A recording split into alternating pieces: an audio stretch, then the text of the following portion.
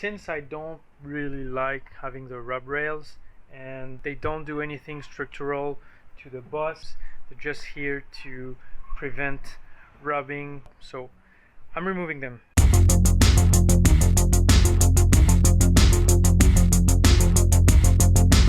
Today we're working on the rub rails. While I taped with my dad the windows because I removed all of them, and I also painted with the second roof coat of with elastomeric paint.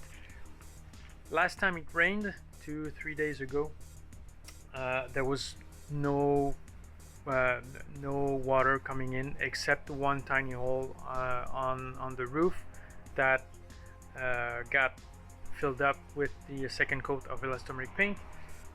I found out that I still have patches of wet rust, or kind of a wet floor, or mostly humid, not wet, not exactly wet, but mostly humid floor, and so I knew that water was not coming in from the roof or from the windows.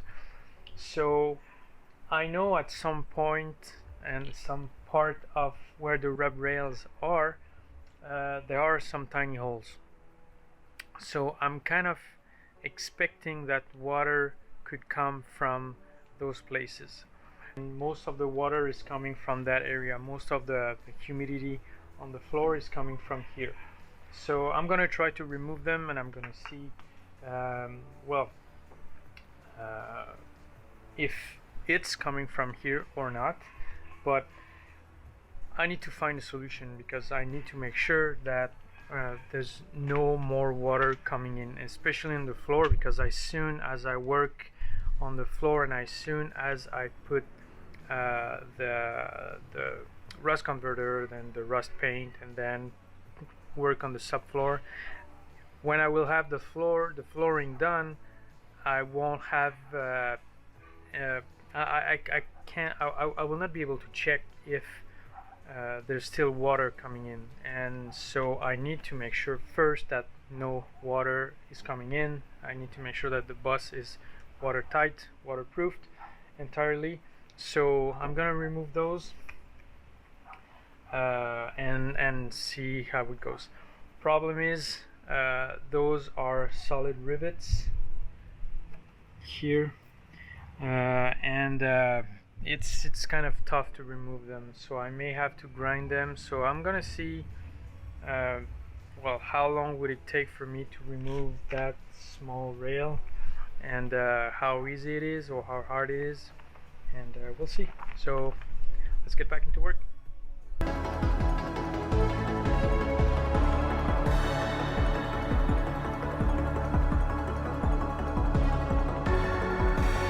Let me show you how I remove the solid rivets on the rub rails, which is easier and the easiest and fastest way for me to remove them instead of drilling, because this process worked for 5 rivets and then didn't work at all. So first I'm using the angle grinder. So basically what I'm doing is I am grinding all the way to the middle of the rivet until I pass the rivet, and then I'm going through the rub rail, but not too far because I don't want to pierce through the body of the bus. So I create a line, and it looks like a flat head, I don't know the word. I'm gonna put the word somewhere here. So it's gonna look like a screw. So then once this is done, I take my chisel and I put it simply on one angle of the rivet, and then I just hammer it down until the part moves, and I'll do the same process for the second part of the rivet, and that's pretty much it. So it's kind of a two-step job. So that's how it's done. So as you can see, it takes me like 15-20 seconds to remove a rivet. So now that it's faster, I can keep going.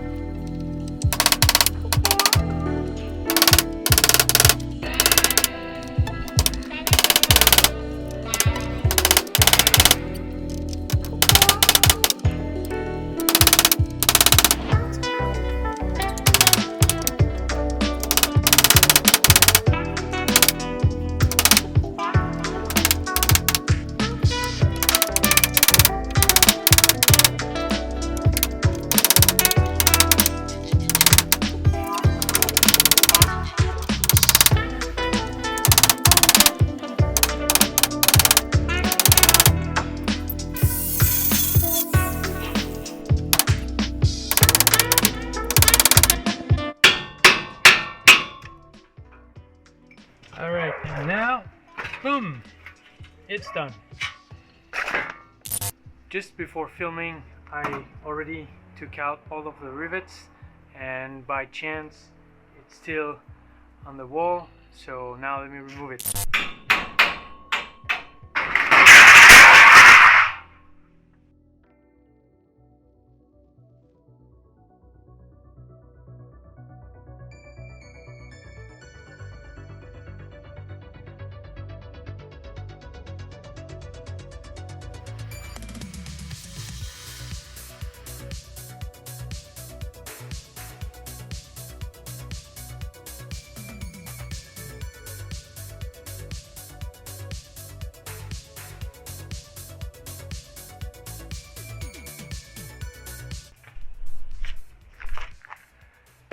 Alright, I'm done. I just completely removed the solid rivets. So now it's just a matter of like yanking a little bit, and then the rub rail will be completely gone.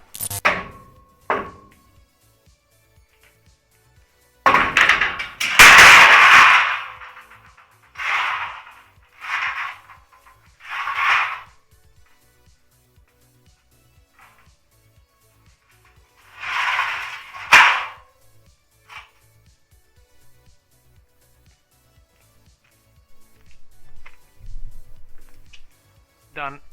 You saw the whole process of me removing the rub rails. So I'm using the angle grinder first, then then I'm using the chisel, and that's pretty much it. So apart the fact that both my arms hurt, they both hurt quite a lot right now. This process was very fast, so I think I removed the rub rails in this top rail in probably 45 minutes, which is pretty fast. So yeah, I'm quite happy with the result. That's nice. So let's move on. Let's do the other side now, and I'll see you in a bit. Alright, so finally the rails are gone. I removed all of them. So that's it for the rub rail removal. I'm done. It's finished. The bus looks already like way better than that. So bye guys, and see you in another video.